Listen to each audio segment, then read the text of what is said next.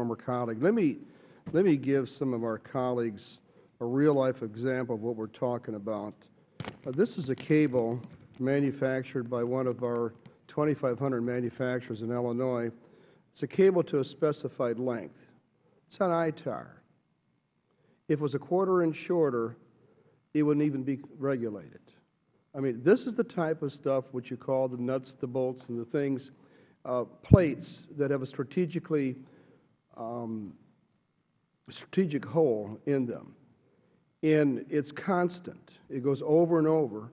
And this is one of the reasons why our machine tool world share has shrunk to 4% because of our insistence that anything involving more than 4 axis to many countries needs a license.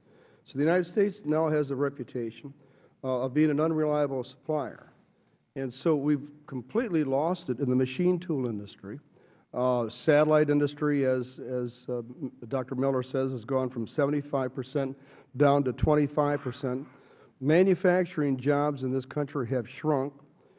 It took 3 of us 3 years ago 2 years to correct 2 sentences in Section 17C of the Export Administration Act to allow the addition of billions of dollars in aircraft exports that were arbitrarily being held up by some bureaucratic problem because people just are not talking to each other. A police helmet is uncontrolled, but you put a shield on it and it's on ITAR.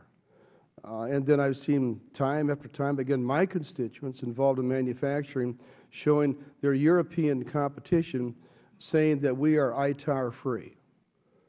I mean, you just reach a certain point where we end up binding ourselves, and then 15 years ago, the United States led the world in neodymium iron boron and samarium cobalt permanent magnets. 97% of that is now in China, and we're desperately trying to get that type of manufacturing back to this country.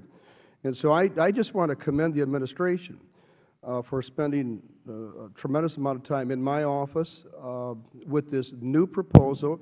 It's very transparent, and to be able to combine the lists so that my constituents can be able to access one portal and find out exactly what it is that they're doing wrong. We've been successful in with the AES system, so that now people are able to tell whether they're in compliance before they actually begin manufacturing of the product. But my big concern again is where is the big picture on this thing. I think it's absolutely essential that this country maintain and regain its manufacturing base. And what I'd like to know is thoughts from the 3 of you as to how you think the new system that you're proposing with the one list in the portal can help the United States increase its manufacturing base.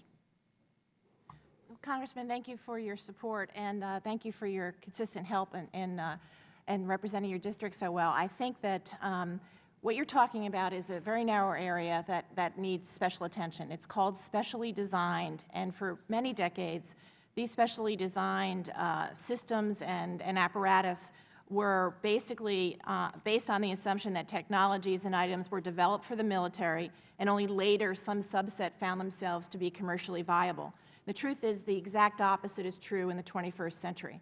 And so we have many specially designed items that are under control that really don't need to be. They're commercially available all over the world. And this really hurts American productivity. It hurts especially small businesses and medium-sized businesses. It hurts job creation. And what we are proposing is a new definition for specially designed that will provide clear guidance consistent with how the phrase is used in international agreements to focus controls only on those items that we intend to control and not capturing big baskets of things that create all kinds of havoc for small and medium-sized businesses. Appreciate that. Just one unrelated question. The Section 1248 report, when do you expect that to be finalized? Congressman, we expect to finish the review of Category 15 on the USML in July, and to be able to provide the report. I think I'd have to give us about a couple of months after that. So I would say, this fall, and we are, as I said earlier, conscious that we're late, and we will move it forward as quickly as possible, and be very pleased to brief in the meantime as we have intermediate steps, sir. Thank you. Thank you. Mr. Sherman is recognized. Thank you. My first question is for the record, because it deals with a detail that you'll want to look at when you get back to your offices. Something right now.